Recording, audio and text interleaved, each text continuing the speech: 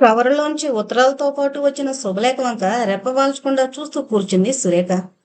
చిరంజీవి సౌభాగ్యవతి ఉమాదేవిని, Chiranjeevi doctor రామకృష్ణకు తెలిసిన పేర్లనే 10 సార్లు చదువుకుంది. ఈ వార్త కోసం తను 10 రోజులు పైగా ఎదురు చూస్తోందే అయినా ఏంటో ఎలాగో అయిపోయింది మనసు. అలా శుభలేఖలోకి చూస్తున్న కళ్ళల్లో నీళ్లు నిలిచి అక్షరాలు అలుకుపోయినట్లు కనిపిస్తుంటే, ఛ, ఏంటిది ఇలాంటి సమయంలోనా నా బలహీనత చూపించుకోవడం అని చటుకున కొంగుతో కళ్ళు ఒత్తేసుకుంది. అసలు వాళ్ళకి ఈ సలహా ఇచ్చింది తనే కదా. మొన్నొచ్చిన నాన్నగారితోనూ అంతకు ముందొచ్చిన బావతోనూ తనే కదా చెప్పింది. చేతిలో కార్డు వంక మరోసారి చూసి ఇవాళ తారీఖు అంటూ క్యాలెండర్ వంక చూసింది. సరిగ్గా 10 రోజులుందన్నమాట. బజారుకి వెళ్ళి ఏదైనా కొని పంపించాలి ఉమ్మకి. తనకి సెలవు దొరకదని, రాలేకపోయినందుకు ఏమీ అనుకోవద్దని ఏదో రాసియాలి వాళ్ళు బాధపడకుండా అనుకుంటూ కాగితాలు విప్పింది.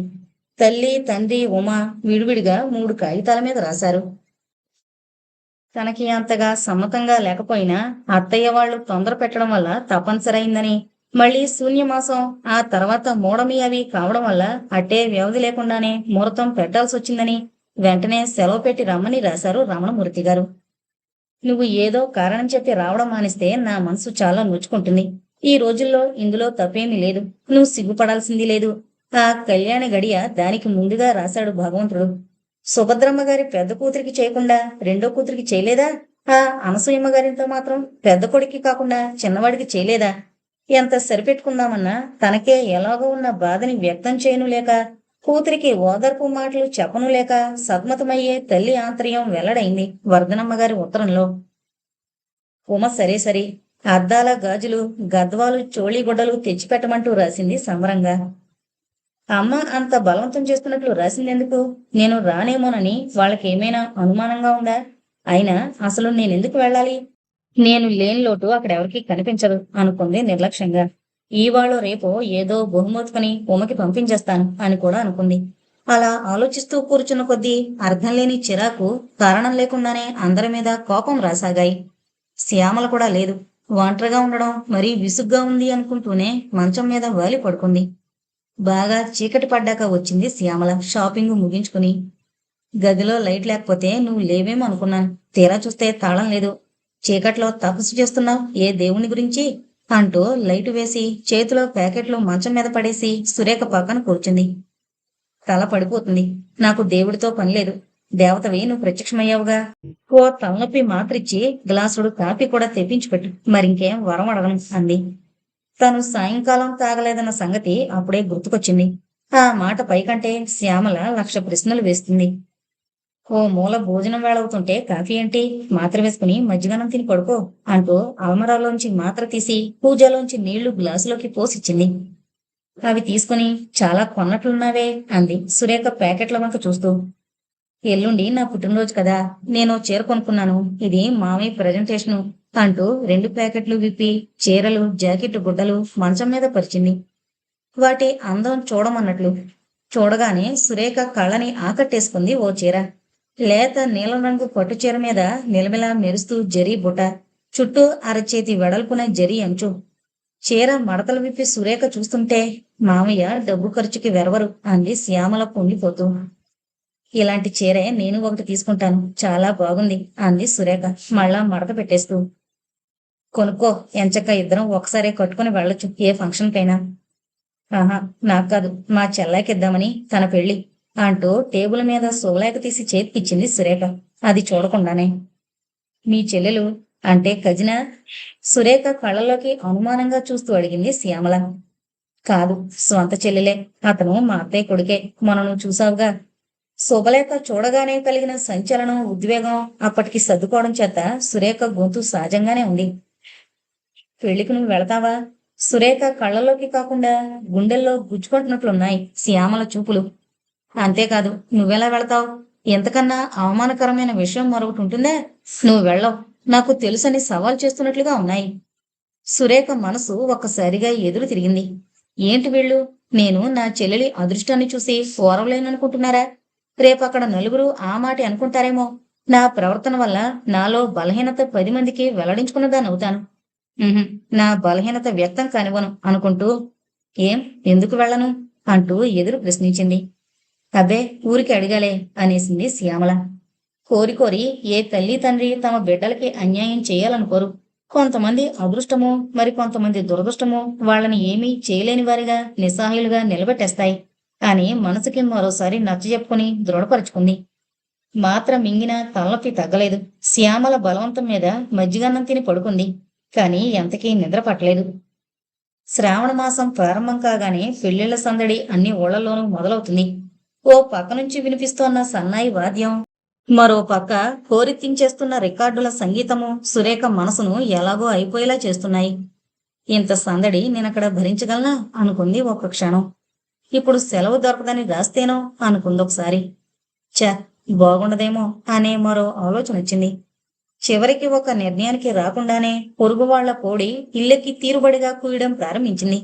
ఇంకా ఈ వాటికి నిద్రేమిటి అనుకుంటూ లేచి కూర్చుంది. వీధి గుమ్మంలో రిక్షా దిగి చిన్న సూట్ కేసు చేత్తో పట్టుకుని లోపలికి నడిచింది సురేఖ. రోడ్డు మీద వీధి వాకిట్లోనూ విశాలమైన పందిరి వేశారు. స్తంభాలకి పచ్చి కొబ్బరి మట్టలు చుట్టబెట్టి పందిరికి 4 మూలల మామిడాకు తోరణాలు కట్టారు. అక్కడ సుబ్బాయమ్మ గారి ఇంటి ముందు కూడా పందిరుంది. ఆ ఇల్లు విడిదికిచ్చారేమో అనుకుంటూ తల వంచుకుని నడుస్తోన్న సురేఖని పిన్నొచ్చింది, అక్కయ్య వచ్చింది అంటూ చుట్టేశారు పందిట్లో ఆడుతూ గొంతులేస్తున్న పిల్లలంతా. వచ్చావా? వస్తానని రాసేవే గాని నిన్నటిదాకా రాకపోయేసరికి అమ్మ మళ్ళీ టెలిగ్రామ్ ఇప్పించింది. ఏమ్మా, పెళ్లివారితో సమంగా దిగాలనుకున్నావా? పోనీలే, ఇవాళైనా వచ్చావు అంటూ అక్కయ్య వాళ్ళు పలకరించారు. టెలిగ్రామ్ ఇచ్చారా? నేను బయలుదేరాక అందిందేమో అంది సురేఖ. ఓ రోజు ముందుగా నేను వచ్చాను కాను అనుకుంటూ. కాసేపట్లో పెళ్లివారు వస్తారట. రమణమూర్తి గారు, కొడుకులు ఇంకా పెద్దలు స్టేషన్కు వెళ్లారు. పట్టుచీర కట్టుకుని హడావిడిగా అటు ఇటు తిరుగుతున్నారు వరదనమ్మ గారు. వచ్చావా అమ్మా అంటూ ఆప్యాయంగా పలకరించబోయింది కాని ఆవిడ మొహం మాత్రం ఏదో తప్పు చేసినట్లు వెలవెలబోతూనే ఉంది. పెళ్లికొచ్చిన బంధువులతో ఇల్లంతా ఒకటే సందడి. ఒకరి మాట ఇంకొకరికి వినపడకుండా అంతా ఒక్కసారి గడబిడగా మాట్లాడేస్తున్నారు. పెరట్లోకి వెళ్లి కాళ్ళు మొహం కడుపునొచ్చి తల్లి చేతిలో కాఫీ గ్లాస్ అందుకుంది సురేఖ. నీళ్లు పోసుకుని తలాది దూకో, ఆ విడిదిలో ఏర్పాట్లవి చూసొస్తాను అని వెళ్ళిపోయింది ఆవిడ. మనవరాలొచ్చిన కబురు విని వంట పందిట్లోంచొస్తూ, వెంకమ్మ, కాసిని వేణీళ్లు తొలిపి గదిలో పెట్టు, అమ్మాయి స్నానం చేస్తుంది అంది కామాక్షమ్మగారు.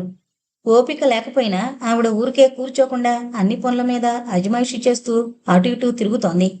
అక్క, ఇలారా అంటూ ఊర్మిళ సురేఖ చేయి పట్టుకుని ఉమ దగ్గరికి తీసుకువెళ్ళింది.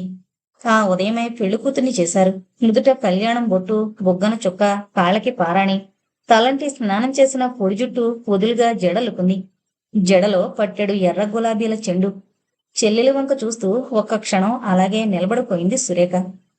ఉమ ఒంటి మీద ఆ పొట్టు చీరకే మరింత అందం వస్తుంది, ఆ చీరలో ఉమ మరింత అందంగా మెరిసిపోతుంది అనుకుంది తను తెచ్చిన చీర తలుచుకుని. ఉమని పలకరించాలంటే మాత్రం నాలుక సమ్మె చేసినట్లు నోరు పెగలనట్లు అయిపోయింది. ఉమ కూడా సిగ్గుపడుతూ మాట్లాడలేదేమో అనుకుంది. కాని తనే ముందుకొచ్చి అక్కగారి చెయ్యందుకుంటూ, నేను రాసినవి తెచ్చావా అని అడిగింది. తెచ్చాను, నీకు నచ్చుతాయో నచ్చవో కాని అంటూ పెట్టి తెరిచి అన్నీ బయట పెట్టింది.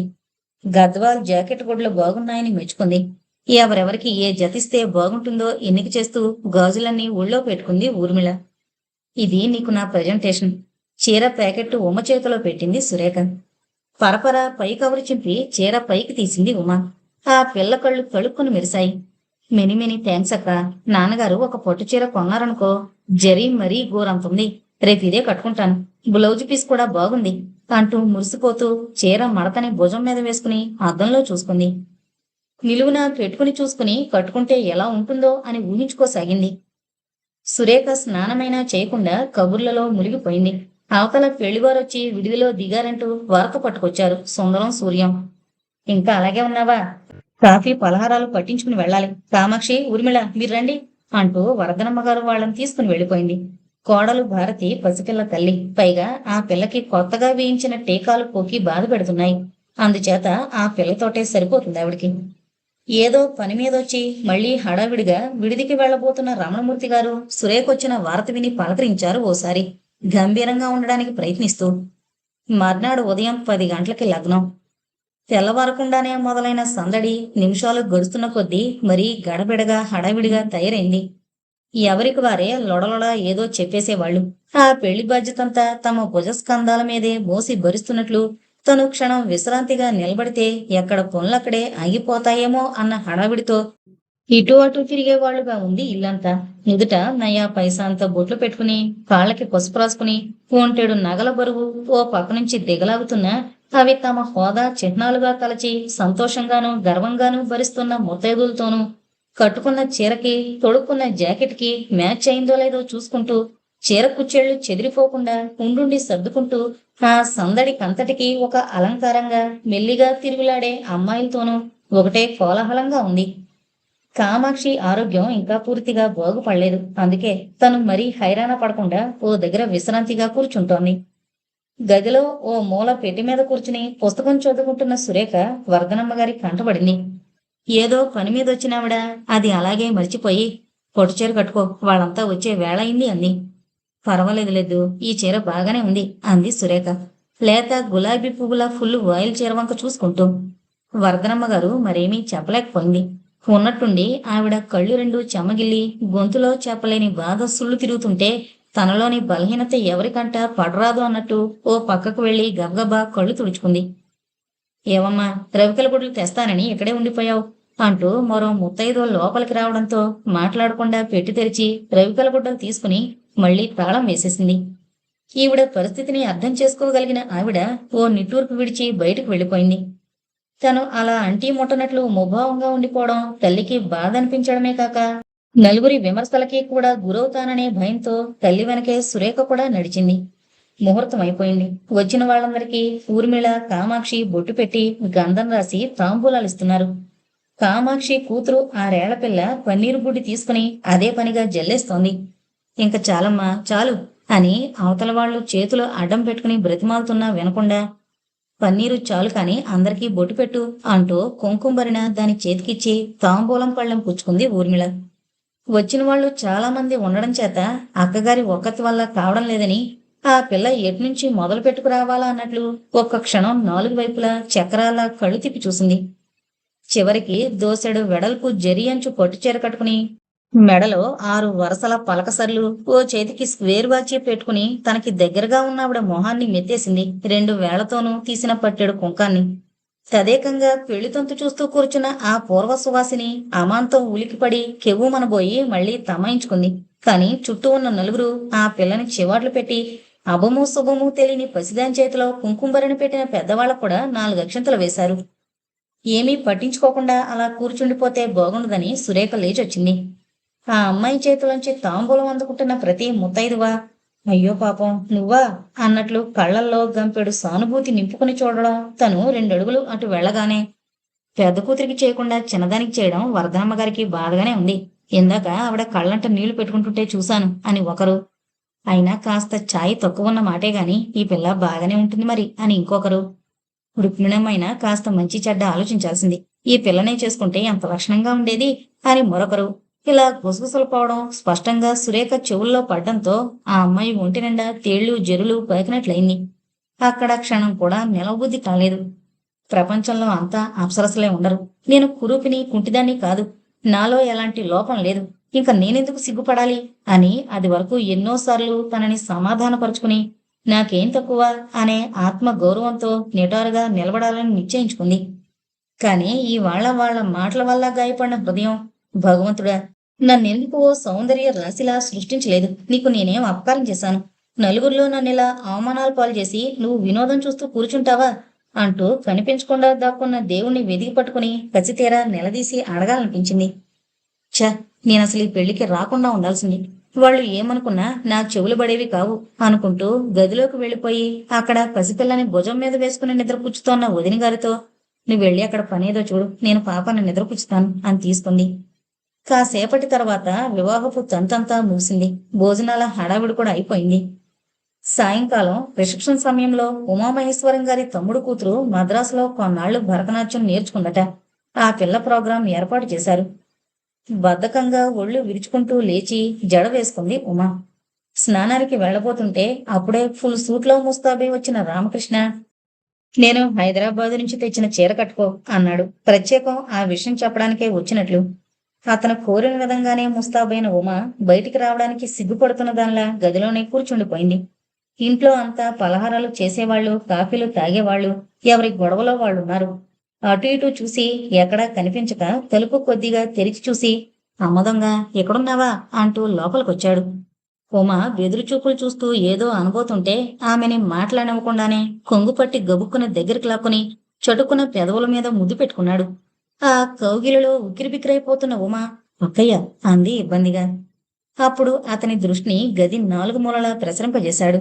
ఓ పక్కగా ఉన్న మంచం మీద అడదిడ్డంగా పడేసిన పరుపు చుట్ల మధ్య ఎలాగో కాస్త చోటు చేసుకుని ముడిచిపెట్టుకుని పడుకుని పుస్తకం చదువుకుంటున్న సురేఖని ముందుగా చూడనందుకు సిగ్గుపడిపోతూ గబుక్కున అవతలకు వెళ్ళిపోయాడు. సురేఖ, ఉమ ఎవరికి వారే తప్పు చేశామన్న భావంతో ముడిచుకుపోయి ఆ పూటకి ఒకరినొకరు పాపడించుకోవడానికి కూడా ధైర్యం లేనట్లు తప్పించుకుని తిరిగారు. మర్నాడు ఎంతమంది చెప్పినా వినకుండా సెలవు లేదు, వెళ్ళిపోవాలి అంటూ ప్రయాణం అయింది సురేఖ. అత్తయ్య, బావ మరో 3 రోజులుండి అప్పుడు ఏకంగా పెళ్లి కూతుర్ని గృహప్రవేశానికి తీసుకువెళతారట. ఆ 3 రోజులైనా సరదాగా ఉండమని అందరూ చెప్పారు. నాకేం సరదా, ఇక్కడుంటే ముళ్ళ మీద ఉన్నట్లే ఉంటుంది నా మనసుకి అని వీళ్ళకి తట్టదా? అయినా ఈ కాంప్లెక్స్ నాలో పెరగనివ్వకూడదు. ఏ పని లేకపోతే ఆలోచనలు మరీ ఉక్కిరిబిక్కిరి చేస్తాయి. వాటి నుంచి పారిపోవడానికైనా క్షణం తీరికలేని పని కల్పించుకోవాలి అనుకున్న సురేఖ సెలవు క్యాన్సిల్ చేసుకుని మర్నాడు కాలేజీకి వెళ్ళిపోవాలనే మరో నిర్ణయానికి కూడా వచ్చింది. ఆదివారం నాడు తీరుబడిగా తలంటి నీళ్లు పోసుకుని మధ్యాహ్నం కాస్త ఆలస్యంగా భోజనం చేసి భుక్తాయాసంతో మంచాల మీద వాలి కబుర్లు చెప్పుకుంటూనే నిద్రలో పడిపోయారు సురేఖ, శ్యామల. తలుపు మీద మెల్లగా తడుతోన్న శబ్దానికి ముందుగా సురేఖకే మెలకు వచ్చింది. కళ్ళు నులుముకుంటూ టేబుల్ మీద టైం తీసుకేసి చూసింది. 4 అవుతోంది. "వస్తున్నా" అంటూ లేచి జుట్టు వెనక్కి తీసుకుని గట్టిగా ముడివేసుకుంటూ వెళ్లి తలుపు తెరిచింది. నరసమ్మ పక్కన మరొక ఆవిడ నిలబడుంది. "మీకోసమేనమ్మా" అని ఆ వ్యక్తిని చూపించి తన పని అయిపోయింది అన్నట్లు వెళ్ళిపోయింది నరసమ్మ. ఆవిడెవరో సురేఖకి గుర్తురావడం లేదు. అయినా తన కోసం వచ్చిన మనిషిని అలా బయటే నిలబెట్టి ఊరు పేరు అడగడం భావ్యం కాదనిపించి "రండి" అంటూ తలుపులు బార్లా తెరిచింది. "నన్ను గుర్తుపట్టలేదు కదూ, మరిచిపోయావా మీ రంగమ్మత్తని? ఇంతేనా నీ అభిమానం" అన్నట్లు సురేఖ కళ్ళలోకి చూసింది కుర్చీలో కూలబడుతూ. "ఆ, ఇప్పుడు జ్ఞాపకం వచ్చింది. చాలా రోజులైపోయింది కదూ చూసి. ఈ ఊళ్ళో ఉంటున్నారా?" అంది సురేఖ. "ఆ, 8 నెలలైంది ఆ అబ్బాయికి ఇక్కడ ట్రాన్స్ఫర్ అయ్యి. మీ మామయ్య పోయి 5 ఏళ్ళయింది. అప్పటికే అబ్బాయికి బొంబాయిలో ఉద్యోగం. నేను అక్కడే ఉండిపోయాను. చాలా రోజులై మనం వేపులకే వెళ్ళలేదు. మొన్న తప్పనిసరిగా మా ఊరు వెళ్లాల్సొచ్చింది. ఆ పల్లెటూరులో ఆ ఇల్లు బోగులు దెబ్బలేక పూర్తిగా కూలిపోయేలా ఉంది. ఏముంది, అయిన వాళ్ళు దగ్గరుండి చూసుకోకపోతే అలాగే ఉంటాయి. ఆ పొలం మీదైనా రైతులు సరిగ్గా ఇచ్చి చావడం లేదు. ఏకంగా అవన్నీ అమ్మి పారేసి ఇక్కడ ఇల్లేదైనా కొనుక్కుంటే బాగుండనిపించింది. ఆ విషయాలన్నీ చూసుకోవడానికే వెళ్ళాను. అంత దూరం ఎలాగూ వెళ్ళాను కదా అని మన ఊరు కూడా వెళ్ళి 4 రోజులున్నాను. రుక్మిణి కొడుకి ఉమని చేసుకుందటగా. ఏంటో ఎవరికెవరు రాసి పెట్టున్నారో తెలీదు. ఆ, అప్పుడే తెలిసింది నువ్విక్కడున్నట్లు. పాఠం అప్పజెపుతున్నట్లు ఆవిడ మాట్లాడేస్తుంటే మౌనంగా వింటూ కూర్చోవడం తప్ప ఆవిడ ధోరణికి అడ్డుపడే ప్రయత్నం చేయలేదు సురేఖ. ఆవిడ చెప్పడం అయిపోయాక కూడా ఏం మాట్లాడాలో తెలియలేదు ఆ అమ్మాయికి. ఇంతలో శ్యామల లేవడంతో, "మా ఫాదర్స్ కజిన్" అని ఆ అమ్మాయికి, "ఈవిడ శ్యామల, సోషల్ వెల్ఫేర్ డిపార్ట్మెంట్లో పనిచేస్తోంది" అని ఆవిడికి చెప్పింది. "మనవాళ్లేనా" అని గబుక్కున అడిగేబోయి మళ్ళీ బాగుండదనిపించి ఊరుకుని ఏదో అడగబోయి మానేసినట్లు ఉండకుండా, "మీరిద్దరూ అన్నమాట ఈ గదిలో. హాస్టల్ సౌకర్యంగానే ఉన్నట్లుందిలే" అంది రంగమ్మ. ఉందన్నట్లు తలొగించి, "అక్కడ నరసం ఉందేమో, అందరికీ కాఫీలు చెప్పేద్దు" అంది సురేఖ. "అలాగే" అని టవలు సోపు బాక్సు తీసుకుని గదిలోంచి వెళ్ళిపోయింది శ్యామల. "రేపు సెలవేనా మీకు?" అంది రంగమ్మ. "సెలవే. ఇప్పుడు నాతో వచ్చేసే. రేపు సాయంకాలమో ఎల్లుండి పొద్దుటో మళ్ళీ ఇక్కడికి వచ్చేద్దు గాని. 2 రోజులు ఉండాలంటే ముందుగా చెప్పాలేమో చెప్పు." "అబ్బే ఎందుకు, అడ్రస్ చెప్పండి. ఈసారి ఎప్పుడైనా వస్తాను" మొహమాట పడింది సురేఖ. "ఒక్కరోజు ఉండడానికి అంత బీడి పడుతున్నావేంటే? నేనేం పరాయిదాన్నా? మీ రుక్మిణత్త ఎలాంటిదో నేను అలాంటిదాన్నే. అప్పటికి మీకింకా చిన్నతనం బాగా గుర్తులేదేమో. ప్రతి ఏడు పుట్టింటికొచ్చినట్లు మీ ఇంటికొచ్చి 10 రోజులైనా పిన్ని, బాబాయ్ దగ్గరుండి వెళితేనే కాని తోచేది కాదు. నాకు అది పుట్టిల్లే అనిపించేది. ఓ వేలుకి ఎడమన్నమాట. ఇప్పుడు గుర్తు చేసుకుంటున్నాం కానీ ఆ రోజుల్లో అంతా ఒక్క తల్లి కడుపున పుట్టిన వాళ్లలాగే ఉండేవాళ్ళం. అదిగో మీ మామయ్యకి ఉద్యోగం వచ్చి ఢిల్లీ, భోపాలు అంటూ వెళ్ళిపోయి బంధువులందరికీ దూరం అయిపోయాం. నీ చిన్నప్పుడే అనుకున్నా సంబంధం కలుపుకోవాలని. సరేలే" అన్నీ అలా జరగవలసి ఉన్నాయి. మొహం నిండా కొంచెం విచారం పులుముకుని దీర్ఘంగా నిట్టూర్చింది. కొంచెం సేపటి తర్వాత ఇంకేదో చెప్పబోయి బయట ఎవరో వస్తున్న అలికిడై ఊరుకుంది. తన మొహం తుడుచుకుంటూ శ్యామల, ఆ వెనకే కాఫీ ట్రేతో నరసమ్మ లోపలికొచ్చారు. ఆవిడ మాట్లాడుతుంటే వినటానికే భయంగా ఉన్నట్లు బితుకుబితుకుమంటూ కూర్చున్న సురేఖకి ప్రాణం లేచొచ్చినట్లయింది. కాఫీ తాగగానే మరోసారి హెచ్చరించింది రంగమ్మ సురేఖని త్వరగా తయారవమని. ఈ గండం ఎలాగో తప్పించు బాబు, నీకు పుణ్యం ఉంటుంది అన్నట్లు చూసింది సురేఖ శ్యామల వంక. ఇప్పుడు తీసుకువెళతానంటారా? మేం సరదాగా సినిమాకి వెళదామనుకున్నామే అంది శ్యామల అద్దంలో చూసుకుని పాపిడి తీసుకుంటూ. ఆ సినిమాలకేం భాగ్యం, ఎప్పుడంటే అప్పుడే చూడొచ్చు. నేను ఊరు నుంచి వచ్చి 2 రోజులైంది. అప్పటి నుంచి ఎప్పుడెప్పుడు చూద్దామా అని ఓ ఇదే పోయాను. అనుకోకుండా 2 రోజులు సెలవు కూడా కలిసొచ్చింది. అసలు నిన్న సాయంకాలమే వచ్చి తీసుకెళ్లాల్సింది అందావిడ. నీ మొహం, నీకు ఆ చెచ్చు సినిమా వంక తప్పితే మరేమీ దొరకలేదా? నా కర్మ అన్నట్లు శ్యామల వంక చూసిందే కాని అంతకన్నా బలమైన కారణం ఏం చెప్దామని తనే తెకమకు పడిపోయింది సురేఖ. ఛ, అబద్ధాలాడడం కూడా చేత కాదు అని విసుక్కుంది లోపలే. చివరికి ఎలాగో సరే, ఈ రాత్రి భోంచేసి వచ్చేస్తాను. మీరేమనుకోకండి. రేపు కొంతమంది స్టూడెంట్స్ వస్తామన్నారు పాఠాలు చెప్పించుకోవడానికి అని ఆవిడ్ని అంగీకరింపజేసింది. రిక్షాలో కూర్చున్న దగ్గర నుంచి ఆవిడ కొడుకు ఉద్యోగం గురించి, నెలకి 800 తెచ్చే అతను బుద్ధిగా ఆ డబ్బంతా తన చేతిలో పోయడం గురించి చెప్పడం మొదలుపెట్టింది. ఆ పొలం ఇల్లు అమ్మేస్తే 25,000 వస్తాయట. మామయ్య సంపాదన మరో 25,000 బ్యాంకులో ఉందట. ఆ రెండూ కలిపి ఓ పెద్ద ఇల్లు కొనాలనుకుంటున్నారంట. అవన్నీ నాకెందుకో అనుకుంది సురేఖ.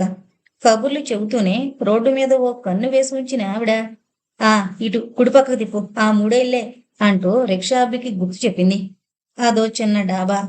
గేటు దగ్గర నుంచి ముందు వరండా దాకా కాస్త జాగా వదిలిపెట్టి మిగతా ఖాళీ స్థలంలో రకరకాల పూల మొక్కలు, క్రోటన్ మొక్కలు వేశారు.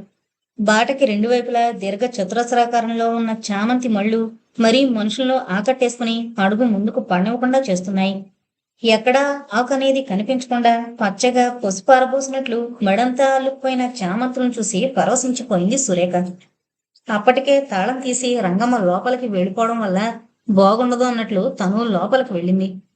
ముందు చిన్న వరండా, 2 గదులు, ఓ హాలు, వంటగది. ఇల్లు పొందిగ్గా చాలా సౌకర్యంగా ఉంది. వెనక ఉన్న కాస్త జాగాలో కూడా గులాబీలు వేశారు. అవి విరగబూసాయి అన్ని రంగుల్లోనూ. పూలతోట బాగా పెంచారు అంది సురేఖ ఆవిడ పరిచిన చాప మీద కూర్చుంటూ. వాడికన్నీ సరదాలు, ఎన్నుంటే ఏం చెప్పు, అనుభవించే యోగం దాని నుదుటం లేకపోయాక. ఇప్పుడిప్పుడు వాడికి శ్రద్ధ తగ్గిపోయింది మనసు బాగుండక అంటూ నిట్టూర్చింది రంగమ్మ. అది వరకు ఆ ఇంట్లో ఉండి ట్రాన్స్ఫర్ అయి వెళ్లిపోయిన వాళ్ళు ఆ చెట్లన్నీ వేశారని, తను వచ్చిన దగ్గర నుంచి అవి చచ్చిపోకుండా కాసిని నీళ్లు పోసి సంరక్షణ చేస్తున్నానని ఆవిడికి చెప్పబుద్ధి కాలేదు. ఓ 4 గులాబీలు, చామంతి పువ్వులు కోసుకొచ్చి సురేఖ ముందు పోసి మాలకట్టి పెట్టుకో అంటూ దారం తెచ్చిచ్చింది. నాకు 2 చాలు, ఇవి తీసుకెళ్లి శ్యామలకిస్తాను అంటూ రుమాల్లో చుట్టి పెట్టింది. ఇక్కడ కూర్చుంది గన్రా, పీట వాస్తూ వంటింట్లోకి పిలిచింది రంగమ్మ. చేతిలోకి తీసుకున్న పత్రిక మళ్లీ పక్కన పడేసి లేచి వెళ్ళింది సురేఖ. వాడికి సరిగ్గా 30 నిండాయి. ఈ వయసులో ఎలా ఉండాలి? మనసు పాడు చేసుకుని దాని ప్రాణానికి ఉసురుమని ఏడుస్తూ కూర్చోవడం ఏం కర్మ చెప్పు. వాణ్ణి ఆ స్థితిలో చూస్తూ భరించడం తల్లిగా నాకెంత రంపపు కోతగా ఉందో ఆలోచించు. ఏంటో చనువు కొద్దీ నా బాధంతా వెళ్ళబోసుకుంటున్నాను. బియ్యం కడుగుతూ మధ్య మధ్య వెనక్కి తిరిగి సురేఖ ముఖ కవళికలు గమనిస్తూ చెప్పుకుపోతోంది. అయిందేదో అయిపోయింది. ఎన్నాళ్ళు వాడిలా బైరాయిలా బతుకుతాడు? ఇదేం మన ఒకింట్లోనూ జరిగిన విడ్డూరం కాదు. లోకం అంతటా ఉన్నాయి. రోజూ వింటున్నాం, చూస్తున్నాం. హాయిగా మరో పెళ్లి చేసుకో అని నేను రోజూ మొత్తుకుంటూనే ఉన్నాను. బియ్యం పొయ్యి మీద పడేసి కూరల బుట్ట, కత్తిపేట ముందు వేసుకుని కూర్చుంది. చూడు, స్వతంత్రంగా అడిగేస్తున్నాను, ఏమీ అనుకోకు. నీకిష్టమైతే మీ నాన్నకి నేను రాసి ఒప్పిస్తాను. మధ్యాహ్నం నుంచి ఆవిడ ధోరణి అలాంటి ప్రస్తావనకి దారి తీస్తుందేమోనన్న అనుమానం కాస్తొచ్చినా నిజంగా ఆవిడ అదే విషయం మాట్లాడేసరికి సురేఖకి ఒళ్లంతా కంపరం పెట్టినట్లయింది. చూచాయిగా తనకి విషయం చెప్పి తండ్రి ద్వారా ఉత్తరం రాయిస్తుందేమో అనుకుంది కానీ ఈవిడిలా నిస్సంకోచంగా అడిగేస్తుందని గట్టిగా అనుకోలేకపోయింది. భోజనం వద్దు, ఏమీ వద్దు, కడుపు నొప్పిగా ఉందని వంకపెట్టి తక్షణం హాస్టల్కి పారిపోదామా అనిపించింది. ఉన్నమాట చెప్పాను, ఆలోచించుకోవడానికి వ్యవధిస్తున్నాను అన్నట్లు రంగమ్మ మరి ఆ విషయం కలపలేదు. సురేఖ ఆలోచనలు 4-5 సంవత్సరాలు గతంలోకి చొచ్చుకుపోయాయి. అప్పుడు ఈ రంగమ్మ కోడల గురించి ఓ వింతగా విడ్డూరంగా చెప్పుకునేవారు. పెళ్ళై అత్తవారింటికొచ్చిన ఓ ఏడాది అతనితో సంసారం చేసిన ఆ అమ్మాయి ఓసారి పుట్టింటికి వెళ్ళి మళ్ళీ తిరిగి రాలేదు. నాకు మొగుడు వద్దు, సంసారం వద్దు, ఆ ఇంట్లో బ్రతికే బదులు 10 ఏళ్లలో పాచి పనిచేసి బ్రతకచ్చు అని పుట్టింట్లోనే ఉండిపోయిందట. ఆ అమ్మాయి అప్పటికే బిఏ పాస్ అయింది. హాయిగా ఉద్యోగం చేసుకుంటోంది. తల్లి కొడుకు కలిసి ఆ పిల్లని కాల్చుకు తినేవారని, ఆ బాధలు పడలేకనే ఆ పిల్ల వెళ్ళిపోయిందని అంటారు. ఆ పిల్ల ఒట్టి పొగరుమోతు రకమని, మొగుడంటే కాస్తైనా లక్షణం లేదని కొందరన్నారు. ఏదైతేనేం ఆ పిల్ల మళ్ళీ రాలేదన్నమాట. ఇప్పుడు కొడుక్కి మరో పెళ్లి చెయ్యాలని ఈవిడ తాపత్రయం అన్నమాట అనుకుంది. వంట అయిపోయి ఇద్దరు వచ్చి హాల్లో కూర్చున్నారు. బయట స్కూటర్ చప్పుడైంది. బావొచ్చాడు అంటూ తలుపు తీయడానికి వెళ్ళింది రంగమ్మ. అసలు ఎందుకొచ్చానా ఇక్కడికి అనుకుంటూ విసుగు, కోపము ముంచుకొస్తుంటే ఇబ్బందిగా ఓ కుర్చీని ఆనుకుని నిలబడిపోయింది సురేఖ. చిన్నప్పుడంత చనువుగా ఉండేదా, ఇప్పుడెంత మొహమాటమో చెప్పలేం. ఎంతో బలవంతం చేస్తే ఈ పూట భోంచేసి వెళ్ళడానికి ఒప్పుకుంది అంటూ ముందు రంగమ్మ, ఆ వెనక కామేశ్వరరావు లోపలికొచ్చారు. నల్లగా, లావుగా, లావుకి తగ్గ పొడుగులో సినిమాల్లో విలన్ జ్ఞాపకం వచ్చాడు అతన్ని చూడగానే. మనిషిలో ఏ కుసాన, దయ, జాలి, మంచితనం అనేవి ఉండవేమో అనిపించింది. యథార్థం ఏదైనా కానీ ఆ అభిప్రాయం మాత్రం మార్చుకోలేనంత అయిష్టత ఏర్పడిపోయింది సురేఖకి. అస్తమానం సిగరెట్లు కాల్చడం వల్ల నల్లగా ఉన్న మూటు పెదాలు, ఎప్పుడూ తాంబూలం నవ్వుతుండడం వల్ల గారపట్టిన పళ్ళు, అతను నవ్వినా జొడుస్తునేలాగే ఉంది అనుకుంది. ఇవన్నీ అతను అంత దూరంలో ఉండగా ఏర్పడిన అభిప్రాయాలు. అలా నిలబడిపోయావేం, కూర్చో అంటూ అతను మరో కుర్చీలో కూర్చునేసరికి మాత్రం సురేఖకి కడుపులో తిప్పి వాంతి అయిపోతుందేమో అనిపించింది. 10 మందితో పాటు కంపెనీకి తీసుకోకపోతే మర్యాదగా ఉండదు అనే ఉద్దేశంతోనైతేనేం, ఈనాటి నాగరికతలో అది ఒక లక్షణం అనే ఉద్దేశంతోనైతేనేం, దాన్ని కాస్త రుచి చూస్తున్న వాళ్ళు చాలా మందే ఉన్నారు. కానీ తమింట్లో నాగరికత అంత పెరగలేదు. అసలు సిగరెట్లు కాల్చే అలవాటు కూడా లేదు నాన్నగారు వాళ్ళకి. సినిమాల్లో చూడడం, నవలలో చదవడం తప్పితే ఇలా ఫ్యాషన్గానైనా కాస్త పుచ్చుకున్న వాడిని చూడడం తన జీవితంలో అదే మొదటిసారి. ఇతని ప్రవర్తన ఎలా ఉంటుంది? నడవలేక తూలి పడతాడా? నాలిక ముద్దుబారిపోయి మాట ముద్దగా వస్తుందా? అత్తయ్యకి ఇవన్నీ అలవాటైపోయాయా? బాబోయ్, ఇవాళ ఈ ఇంట్లోంచి నేనెలా బయటపడతాను అనుకుంటూ గెడ్డ కట్టిపోయినట్లు నిల్చుండిపోయిన సురేఖని ఇక్కడ కూర్చుందన్రా అంటూ చేయి పట్టుకుని తీసుకువెళ్లి ఓ సోఫాలో కూర్చోబెట్టి తను పక్కనే కూర్చుంది రంగమ్మ. సురేఖకి కాళ్ళు చేతులు వణకడం తగ్గలేదు. అయితే కామేశ్వరరావు ఆమె భయపడినట్లు ప్రవర్తించలేదు. కాకపోతే అవసరానికి మించిన ఉత్సాహంతో తన ఆఫీసు విషయాలు, క్లబ్బు సంగతులు, ఇంకా అవి ఇవి ఎడాపెడా మాట్లాడేశాడు. కాసేపటి తర్వాత భోజనాలయ్యాయి. అప్పటిదాకా ఎలాగో ఉగ్గబట్టుకుని కూర్చున్న సురేఖ, ఇంక నేను వెళ్ళిపోతాను అంది చేతి వాచికేసి చూసుకుంటూ. వెళుదుగాన్లే, తొందరేంటి, ఇంకా 9 అయింది అంది రంగమ్మ. అవును, తొందరేంటి, తల్లికి వంత పాడాడు కామేశ్వరరావు గుప్పు గుప్పున సిగరెట్ పొగదులుతూ. లేదండి, వెళ్ళిపోతాను. నన్ను ఎవరూ ఆపలేరు అన్నట్లుంది సురేఖ గొంతు. సరే, ఆ అబ్బాయి స్కూటర్ మీద దిగబెడతాళ్లే అని రంగం అంటుంటే ఆ స్కూటర్ ఏదో తన గుండెల మీద నుంచి వెళ్ళిపోయినట్లే అయింది. నాకు భయం వేస్తోంది, రిక్షాలో వెళ్ళిపోతాను అంది. మా అమ్మ ఎంచక్క ఎక్కి కూర్చుంటుంది, నీకు భయం ఏమిటి అన్నాడు కామేశ్వరరావు పళ్ళన్నీ బయటపెట్టి ఈకిలిస్తూ.